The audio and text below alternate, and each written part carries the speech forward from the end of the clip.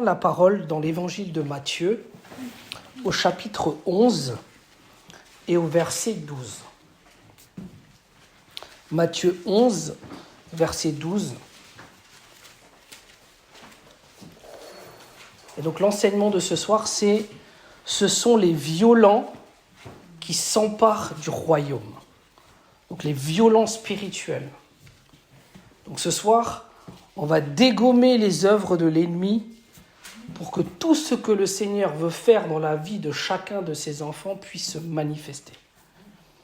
Alors je vais faire un enseignement et ensuite on va passer un temps dans la prière pour se bénir mutuellement et faire que, en sortant d'ici, on soit fort et puissant parce que Dieu nous appelle à ça.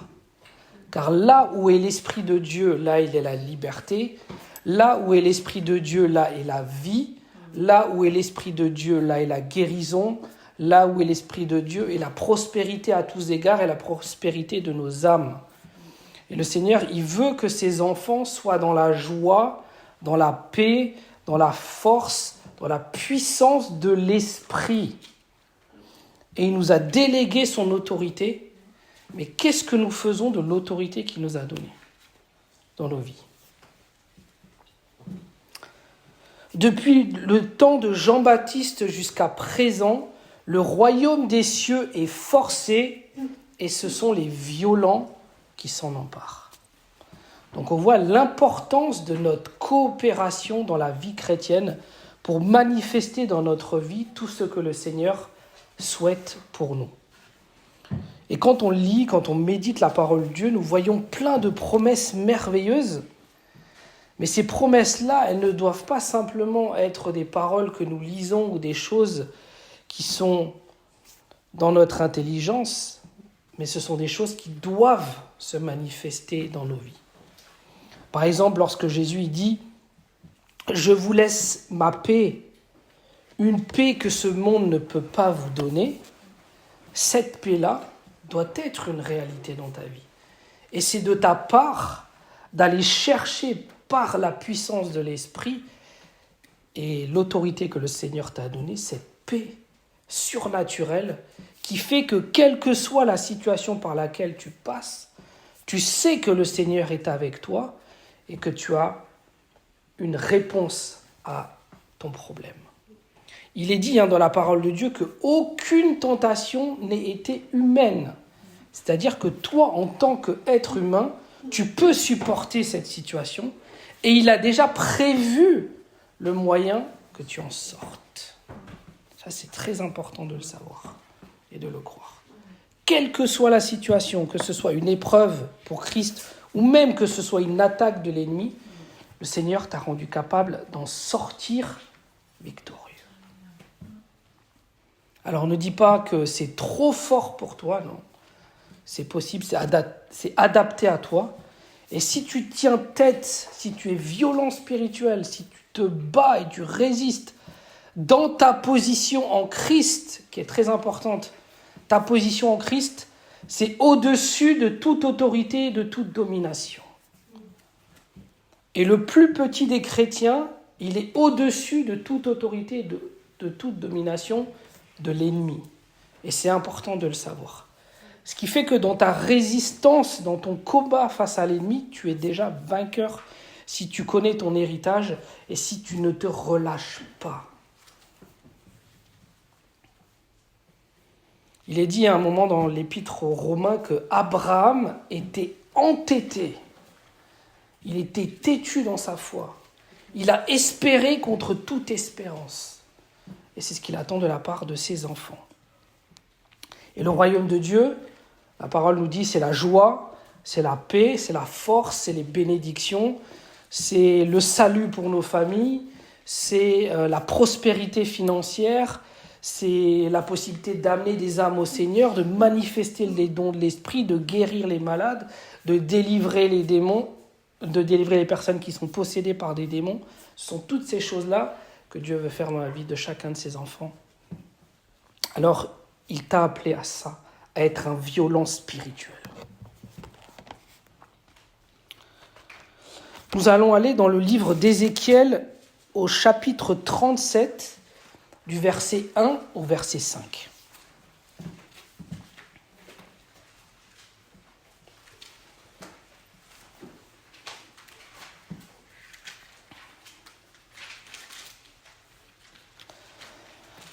La main de l'Éternel fut sur moi, et l'Éternel me transporta en esprit et me déposa dans le milieu d'une vallée remplie d'ossements.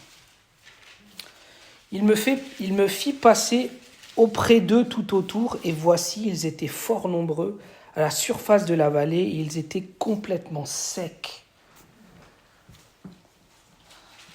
Il y a des vies de chrétiens qui sont sèches, arides, désertiques. Est-ce le plan du Seigneur pour ta vie ? Que faisons-nous pour sortir de cette situation si nous passons par celle-ci ? Que faisons-nous ? On a trop tendance à accepter les choses. On a trop tendance à se satisfaire des choses par lesquelles nous passons. Parce que ça fait une semaine, ça fait 10 jours, ça fait 15 jours. Alors ça prend du temps et on se décourage. On accepte la situation. Et le Seigneur te dit, n'accepte pas une situation qui est contraire à ce que lui, il veut pour ta vie.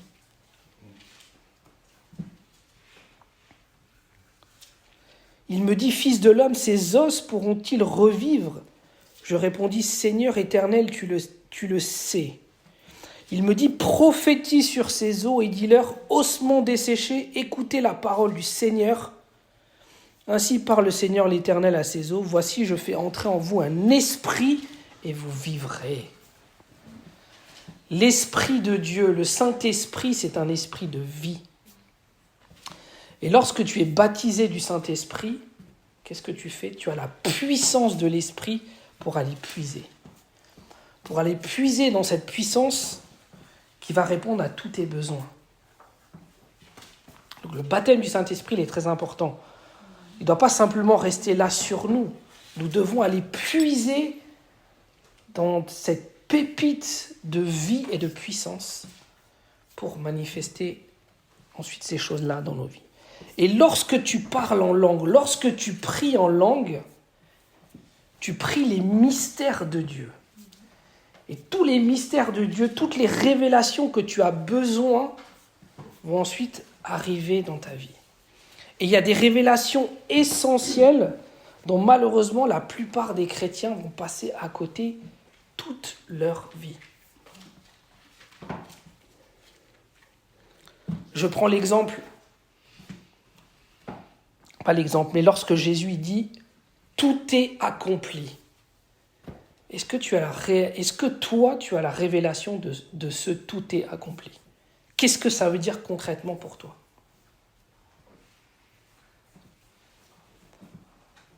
Déjà, c'est que Jésus à la croix, il a porté tes péchés passés, présents et futurs. Ce qui fait que lorsque tu pèches, tu n'as pas à être dans la condamnation, dans la culpabilité, parce que par un seul sacrifice, il a amené à la perfection tous ceux qui lui obéissent. Et dans le tout est accompli, le Seigneur a déjà la réponse à tous les défis que tu vas avoir dans ta vie. Et c'est pour ça que le Seigneur, il ne te demande pas de mendier des choses, mais de croire qu'il te les a déjà données dans le monde spirituel. Et il attend de toi à ce que ces choses-là qui sont suspendues au-dessus de toi et en toi, dans ton esprit, pour que ces choses-là se manifestent dans ta vie concrète. Et c'est pour ça que jamais dans la Bible, en tout cas dans le Nouveau Testament, on ne verra jamais Jésus prier pour guérir quelqu'un. Il va s'adresser directement au problème. Amen. Tu ne verras jamais Jésus dire à quelqu'un « Je vais te délivrer, je prie le Père qu'il te délivre ». Il s'adresse au problème. Donc Jésus ne guérit plus, Jésus a déjà guéri à la croix tous tes problèmes de santé, tous tes problèmes spirituels, tous tes liens, tous tes problèmes, il les a déjà portés sur lui. Et toi, en fait, ce que tu as à faire, c'est à recevoir ce que lui t'a déjà donné. Donc, Jésus ne guérit plus, il a déjà guéri tous les hommes. Et toi, tu dois recevoir ce qu'il a déjà fait pour toi il y a 2000 ans. Tout est accompli. Tous les défis de ta vie, le Seigneur les a déjà portés et a la solution qui découle. Mais il y a plein de mystères que le Seigneur veut révéler dans le cœur de ses enfants.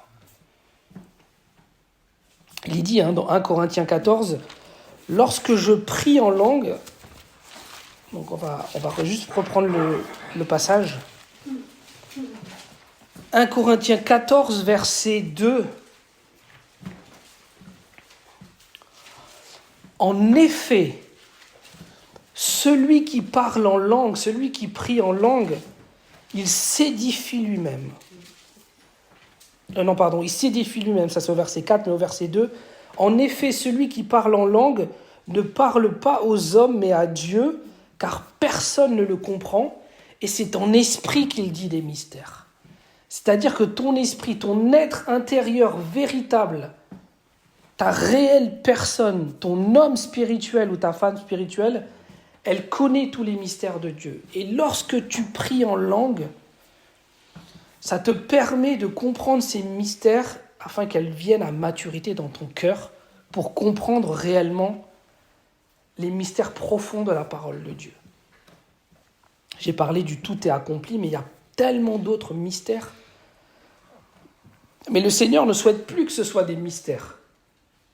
Il souhaite que nous puissions les comprendre dans nos vies, afin de les vivre. Par exemple, on peut comprendre intelligemment parlant que Dieu nous aime. Mais est-ce que tu as eu la réelle révélation de l'amour de Dieu pour toi ? De le vivre, mais vraiment concrètement, cet amour de Dieu. De savoir que Dieu, il t'aime comme il aime Jésus. Le Père t'aime comme il aime Jésus. Ce qui fait que quand tu le sais réellement, cet amour, quand tu le connais réellement, quand tu as cette réelle révélation par l'Esprit de Dieu, tu ne peux plus te sentir abandonné par Dieu. Plus possible. Parce que tu as eu cette révélation de l'amour de Dieu pour toi. Tu sais que toutes les choses par lesquelles tu vas passer, le Seigneur, il est là et il t'accompagne. Le Seigneur, il n'est pas là contre toi, il est là pour toi.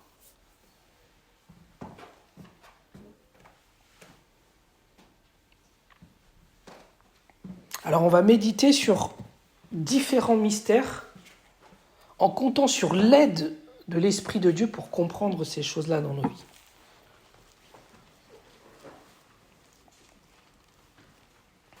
Tout d'abord, le Seigneur, il veut nous parler de notre cœur. Dans Matthieu 13.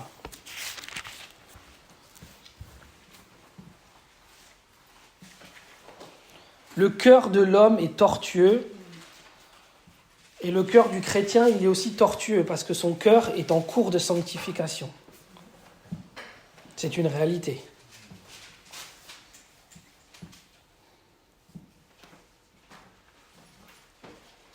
Matthieu 13, verset 11 nous dit « Jésus te répond, Jésus te dit, parce qu'il t'a été donné de connaître les mystères du royaume des cieux. » Toi, en tant qu'enfant du Seigneur, il t'a été donné de connaître les mystères du royaume des cieux.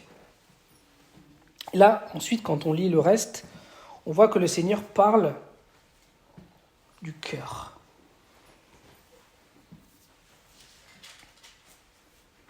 Et des semences, des terrains.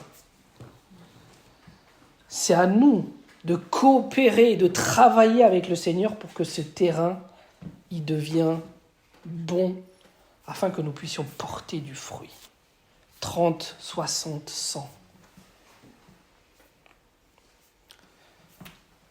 la volonté et la coopération que nous allons mettre dans notre relation avec Dieu va permettre à Dieu de faire des choses profondes dans nos cœurs. Et ensuite, il est dit que c'est de nos cœurs que viennent les sources de la vie, pas les sources de la mort. C'est quoi les sources de la mort? L'inquiétude, les fatigues, les fardeaux, le manque de pardon, les jugements. On a trop de facilité à juger les gens. On juge. On a le droit de juger spirituellement, mais on n'a pas le droit de juger humainement. Tout ça, c'est les sources de mort. Et le Seigneur, il t'a promis des sources de vie.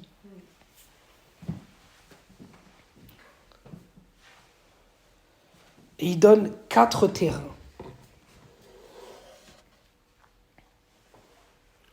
Le premier, il reçoit avec joie, mais il n'a pas de racine. Il entend la parole, il dit « Ah là, c'est bien, ça c'est bien, ce que j'entends c'est bon, c'est un bon enseignement, c'est une parole qui m'a fait du bien, mais il n'y a pas de racine. C'est pas profond. » Pourquoi ? Parce qu'il ne veille pas, il ne prie pas, il ne médite pas la parole. Il ne donne pas à la parole l'autorité nécessaire. Il ne passe pas assez de temps dans le silence à écouter et à chercher la voix du Seigneur.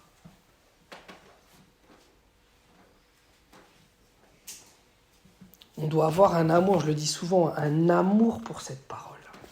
Parce que c'est Dieu lui-même qui te parle et qui t'annonce des choses grandes et merveilleuses.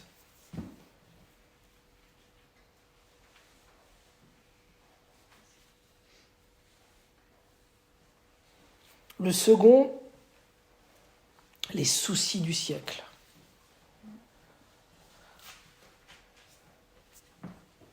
Si ce soir je te dis, entre le retour du Seigneur et tes projets, qu'est-ce que tu souhaites ?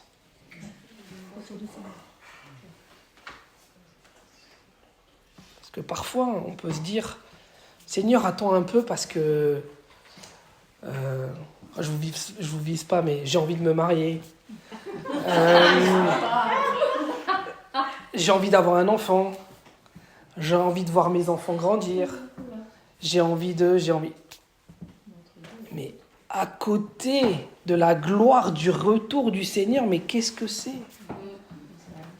Rien du tout. C'est ça que doit aspirer. L'épouse, elle dit « Viens, Seigneur ». Donc, avant tout le reste, avant tous tes projets, le retour du Seigneur.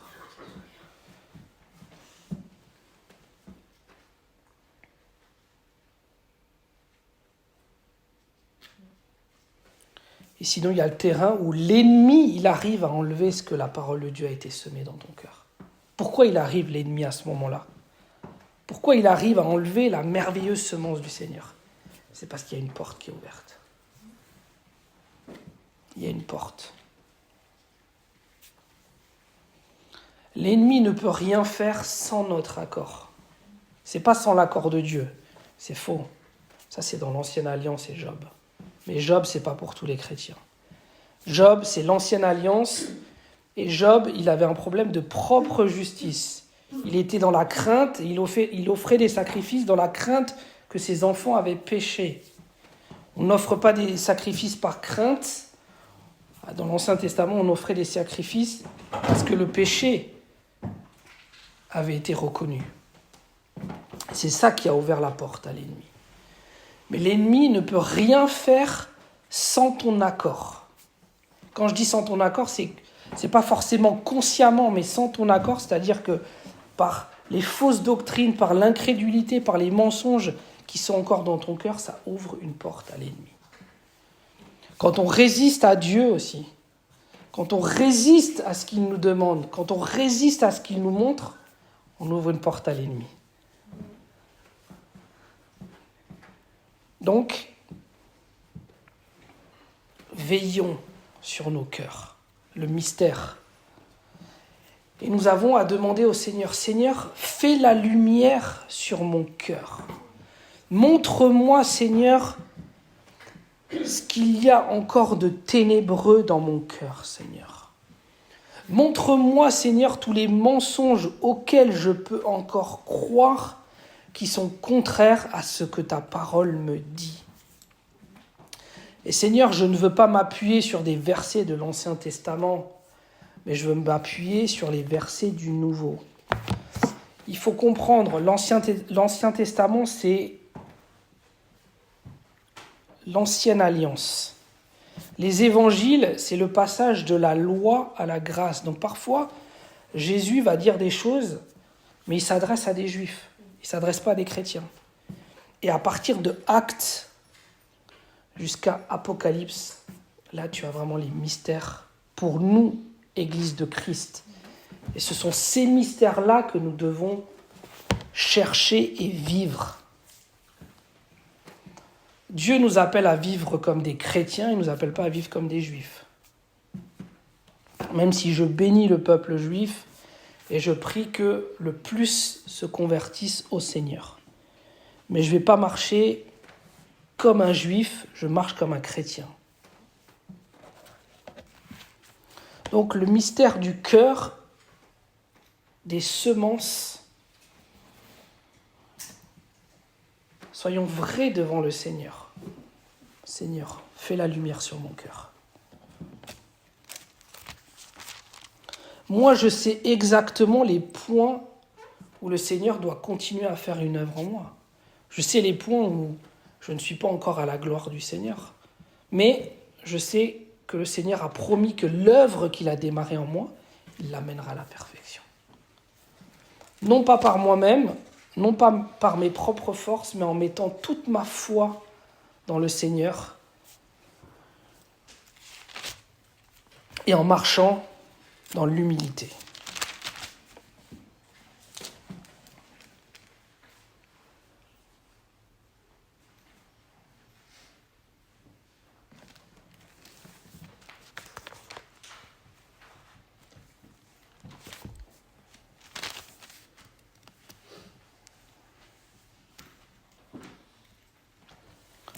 Ensuite, 1 Corinthiens 2,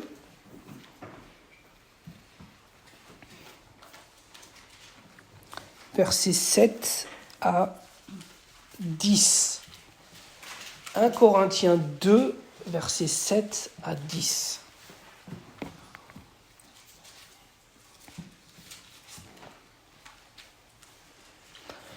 Nous prêchons la sagesse de Dieu, mystérieuse et cachée, que Dieu, avant les siècles, avait destinée pour notre gloire. Sagesse qu'aucun des chefs de ce siècle n'a connue, car s'ils l'eussent connue, ils n'auraient pas crucifié le Seigneur de gloire. Mais comme il est écrit, ce sont des choses que l'œil n'a point vues, que l'oreille n'a point entendues et qui ne sont point montées au cœur de l'homme. Des choses que Dieu a préparées pour ceux qui l'aiment. Donc on voit aussi l'importance de l'amour qu'on est censé porter à Dieu. Parce que si tu aimes réellement Dieu, qu'est-ce que le Seigneur a dit ? Celui qui aime Dieu respecte ses commandements.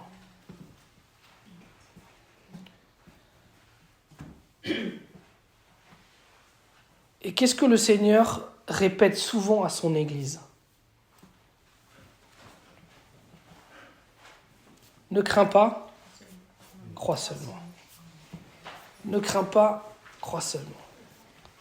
L'incrédulité est un péché devant Dieu.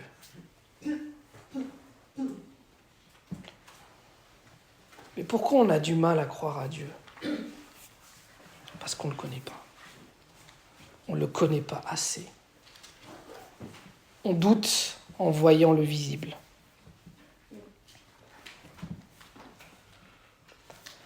Donc,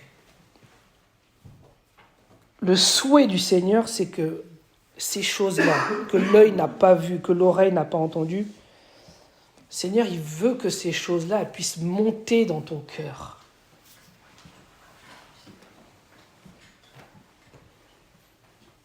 Dieu nous les a révélées par l'Esprit, car l'Esprit sonde tout, même les profondeurs de Dieu. Donc on voit la révélation du Saint-Esprit. C'est pour ça qu'il est important de prier en langue régulièrement. Paul a dit, je prie en langue plus que vous tous. La meilleure édification que tu peux avoir avec la méditation de la parole, c'est de t'édifier en langue.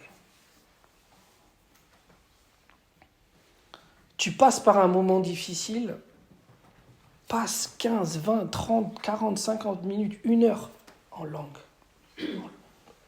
Et tu vas t'édifier, tu vas recevoir, tu vas comprendre de plus en plus les mystères, la sagesse de Dieu, les choses que le Seigneur a préparées pour toi, des solutions par rapport à tes défis, des réponses par rapport à tes problèmes, des solutions que toi-même tu ne pouvais pas trouver.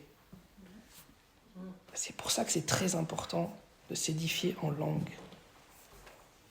C'est pour ça que Satan aussi souhaite même mettre dans le cœur de certains chrétiens un rejet du baptême de l'esprit, un rejet du parler en langue. Parce qu'il sait que c'est l'arme la plus efficace pour un chrétien. Alors Jésus, il n'avait pas besoin de parler en langue parce qu'il est parfait, mais nous, il nous a dit, attendez de recevoir le parler en langue avant d'être mes témoins dans le monde. Et ensuite, quand tu pries en langue, interprète ton parler en langue. Comme ça, tu comprends ce que tu dis en langue. Donc Dieu veut te révéler ces choses-là par l'Esprit.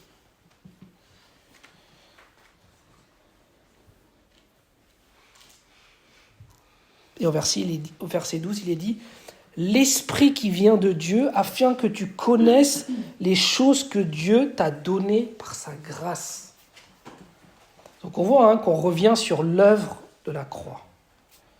Et qu'est-ce que Dieu t'a donné par sa grâce ? Tout à l'heure, j'ai dit le pardon de tous tes péchés. Mais beaucoup plus, la possibilité de marcher libre du péché.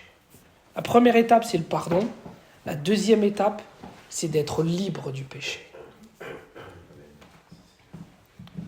Et si aujourd'hui tu luttes encore contre une forme ou autre de péché, surtout ne sois pas dans la culpabilité, mais continue à croire que le Seigneur t'a déjà délivré de cette œuvre-là et que cela va se manifester dans ta vie. Ne relâche pas, sois entêté dans cette promesse du Seigneur.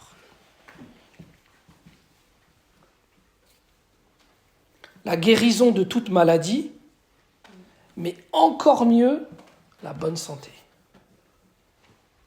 La bonne santé, c'est-à-dire de ne même plus tomber malade.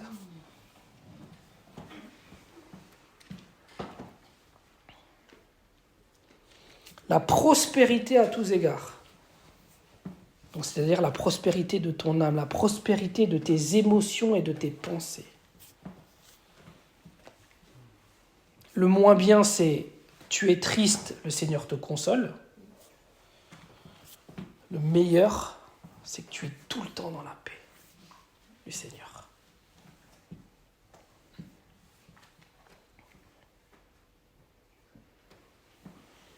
Le Seigneur, il désire vraiment que ses enfants puissent être en paix dans leurs pensées.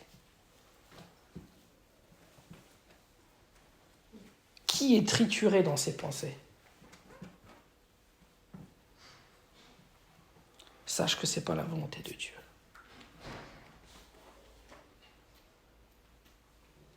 Ce n'est pas la volonté de Dieu pour toi. Psaume 23 me dit bien, oui, le bonheur et la grâce m'accompagneront tous les jours de ma vie. Le bonheur, il commence dans les pensées, dans le cœur.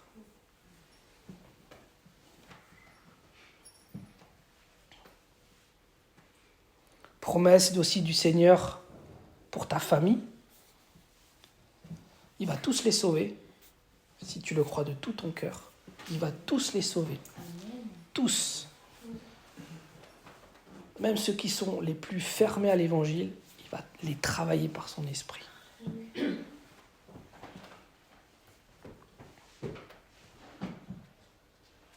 La prospérité financière. Si tu as un problème financier, tu peux demander à Dieu qu'il t'aide dans tes besoins. Et il va pourvoir surnaturellement. C'est dans ton héritage. Un travail béni, si tu as cœur de travailler. Moi, je remercie le Seigneur pour le nouveau travail qu'il m'a donné. Je remercie le Seigneur. Pas plus tard qu'il y a 3 heures, j'ai parlé pendant 1 heure de Jésus à ma collègue musulmane. Elle m'a posé plein de questions. J'ai dit, écoute, je vais t'offrir une Bible. Elle m'a dit, avec plaisir. Tu ne peux pas savoir la joie que ça me fait. Même pas 3 semaines. Le Seigneur, il n'est pas merveilleux. Et quand on parlait du Seigneur, il y a un moment donné, il y a un grand arc-en-ciel qui est apparu. Je lui dis, tu sais ça, dans la Bible, ça représente l'alliance de Dieu avec les hommes. Et dans mon cœur, je me dis, Seigneur, je suis sûr, elle va devenir ton enfant.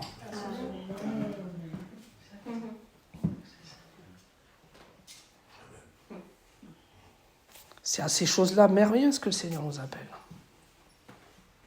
Je suis allé en formation 2 jours à Paris. J'ai pris 2 Uber. Les 2, je les ai évangélisés. 2 musulmans. Et le second, à la fin, on a eu une tellement merveilleuse conversation. Je dis, écoute mon ami, que vraiment Jésus te bénisse. Et il m'a répondu, Amen. C'est pas merveilleux. Amen.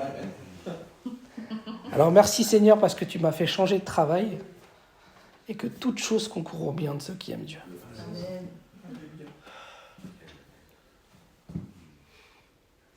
Et le Seigneur, il veut tous vous utiliser aussi pour parler du Seigneur et pour amener des âmes à lui. Soyez disponibles, frères et sœurs, et il y a une prière merveilleuse que j'ai redécouverte depuis quelques jours. Je dis, Seigneur, aujourd'hui, Seigneur, que ta volonté se fasse dans ma vie. Et je vous promets que c'est puissant, cette prière. Ta volonté aujourd'hui s'accomplisse dans ma vie.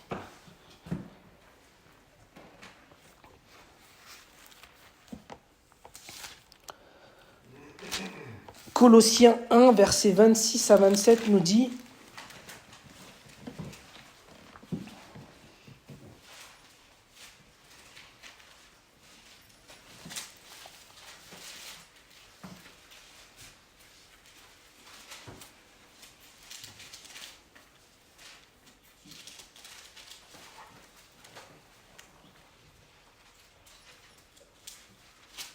Le mystère caché de tout temps et dans tous les âges, mais révélé maintenant à ses saints. » Donc tu vois, tu n'es plus un pécheur. Tu es un saint ou une sainte. Parce que dans ton esprit, Dieu t'a rendu saint. Tu es un saint qui peut encore pécher. Tu es un saint en cours de sanctification. Mais ta vraie nature, c'est la sainteté. Tu es saint aux yeux de Dieu. À qui Dieu a voulu faire connaître quelle est la glorieuse richesse de ce mystère parmi les païens, savoir Christ en toi, l'espérance glorieuse ou l'espérance de la gloire. Pas merveilleux? Christ en toi, l'espérance de la gloire. Qu'est-ce que ça veut dire, l'espérance de la gloire? Déjà, l'espérance, c'est pas l'espérance selon le monde. L'espérance selon le monde, c'est j'espère, c'est-à-dire peut-être. L'espérance biblique, c'est je suis sûr que je vais voir ce que Dieu me dit et m'annonce. Et donc, qu'est-ce que le Seigneur annonce pour ses enfants? Que l'œuvre qu'il a commencée en toi, il va l'amener à maturité et à perfection, esprit, âme et corps. Et qu'il te prépare pour son retour.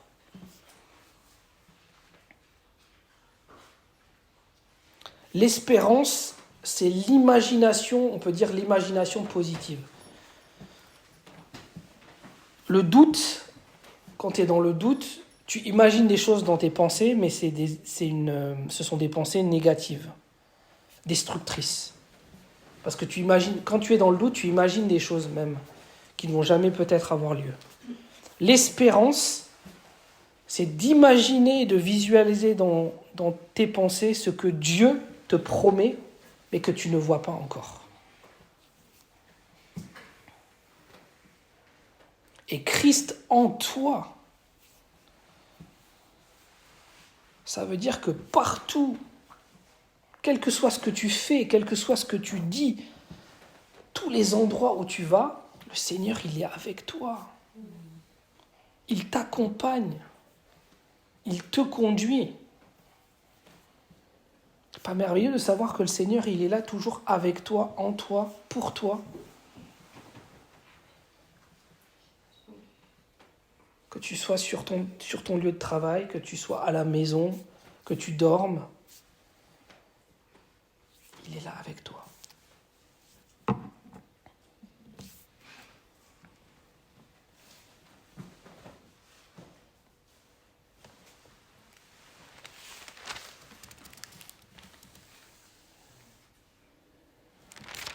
Et ensuite, il est dit, c'est lui que nous annonçons, exhortant tout homme et instruisant tout homme en toute sagesse, afin de présenter à Dieu tout homme parfait en Christ. Vous voyez pourquoi notre avancée spirituelle, elle est importante ? Parce que lorsque je comprends des choses, lorsque je les vis, lorsque j'ai la révélation de ces choses-là, je peux ensuite aider mon frère, ma sœur, pour qu'il arrive à ce stade-là, lui également. Et encore mieux s'il peut me dépasser, même amen. Parce que moi, ensuite, je pourrai recevoir de lui. On est un corps. Nous sommes un corps. C'est pour ça que lorsqu'on conseille, lorsqu'on exhorte, lorsqu'on partage des choses à un frère ou une sœur, il est important que nous vivions ces choses-là pour que ça ait un impact et une onction forte. Parce que parfois on peut donner des conseils mais que nous-mêmes on ne vit pas. Et malheureusement, ça ne va pas servir à grand-chose. Mais quand on vit la chose réellement, qu'on l'a manifestée dans nos vies, là on peut aider son frère et sa sœur.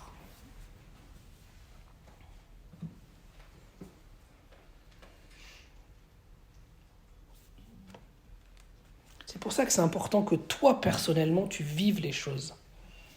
Pour la gloire de Dieu, mais ensuite pour ton frère et ta sœur. Moi, j'ai vécu la guérison. J'ai aucun problème à parler de guérison et à prier pour les malades. Parce que j'ai expérimenté la guérison du Seigneur, surnaturelle, alors que la médecine m'avait condamné.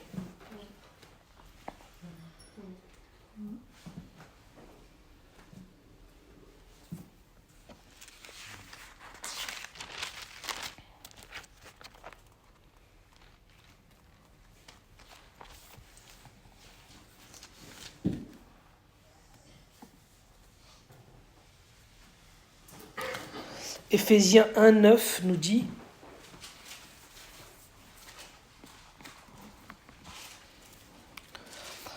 Nous faisons connaître le mystère de sa volonté. » C'est pour ça que la volonté du Seigneur pour ta vie, ça ne doit plus être un mystère. Est-ce que tu sais à quoi le Seigneur t'appelle ?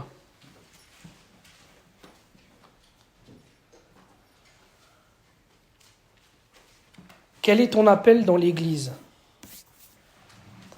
Quels sont les dons que le Seigneur veut que tu manifestes ? Il veut que tu les manifestes tous, mais surtout celui de prophétie. Est-ce que tu en as fait un objectif ? Seigneur, je veux absolument prophétiser. Quelle est ta volonté, Seigneur, dans mon travail ? Quelle est ta volonté dans cette journée ? Quelle est ta volonté dans ma vie de mari ou d'épouse ? Quelle est ta volonté dans ma vie de parent ? C'est ça. Il faut demander ça au Seigneur. Quelle est ta volonté, Seigneur ? On ne peut pas rester comme ça sur le doute et dans le doute. Ce n'est pas dans la volonté de Dieu.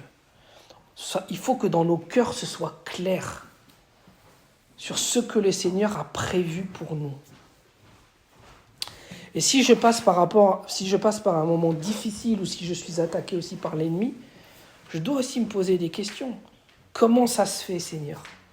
Quel est le résultat de ce qui m'arrive ? Pourquoi ? Je veux comprendre, Seigneur. Il y a un raisonnement qui est faux. Parfois, on pense que Satan, il a droit d'attaquer nos corps. C'est faux, il n'a pas le droit. La Bible nous dit qu'il va nous attaquer, mais il n'a pas le droit d'attaquer nos corps.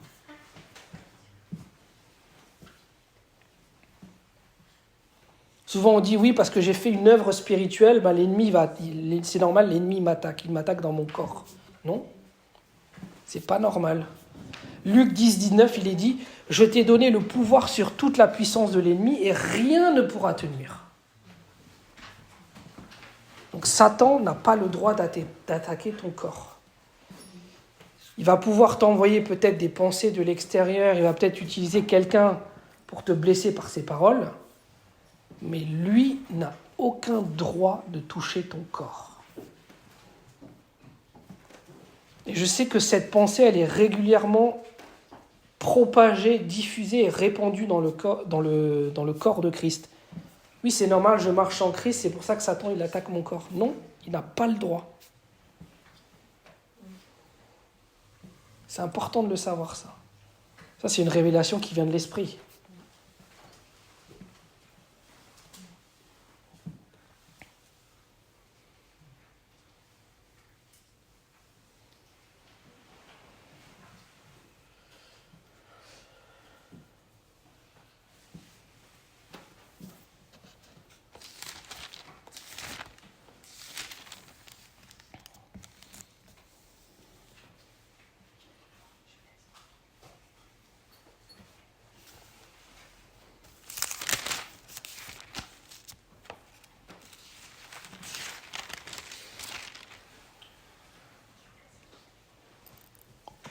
Éphésiens 6, 19 nous dit «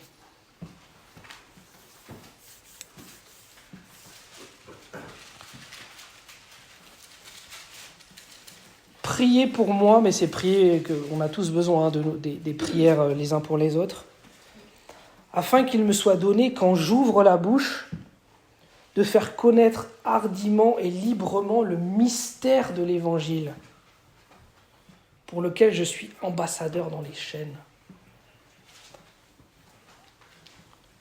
Qu'est-ce que ça veut dire évangile ? Bonne nouvelle.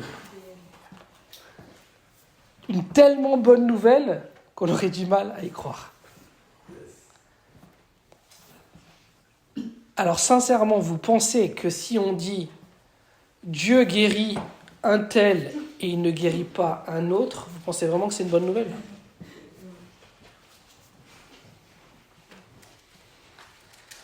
Quand on vous dit « Ah, mais toi, tu es un préféré du Seigneur, c'est pour ça que tu es béni, mais moi, je suis qu'un simple chrétien. » Vous pensez vraiment que c'est une bonne nouvelle ?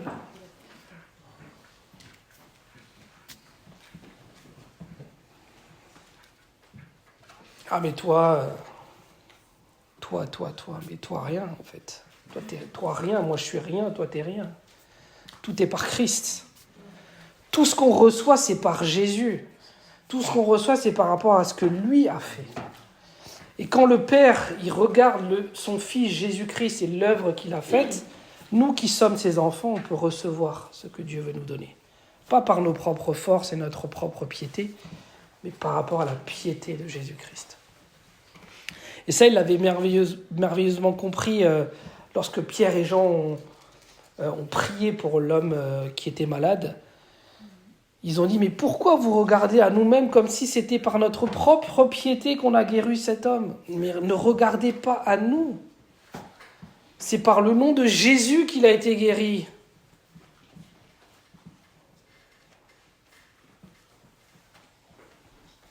Tout n'est que grâce.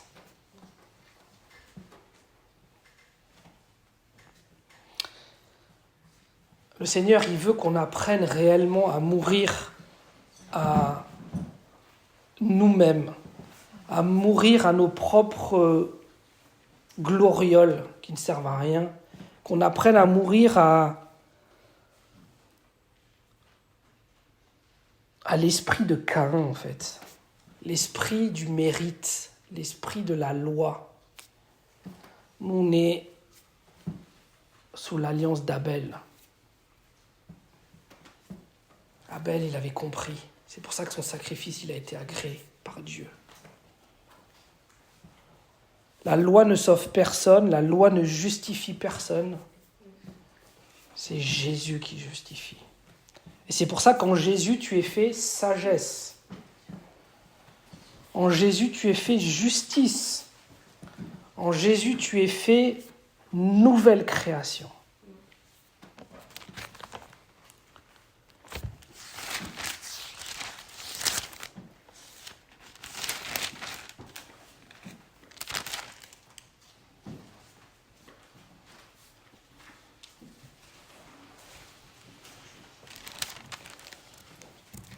Jésus te dit,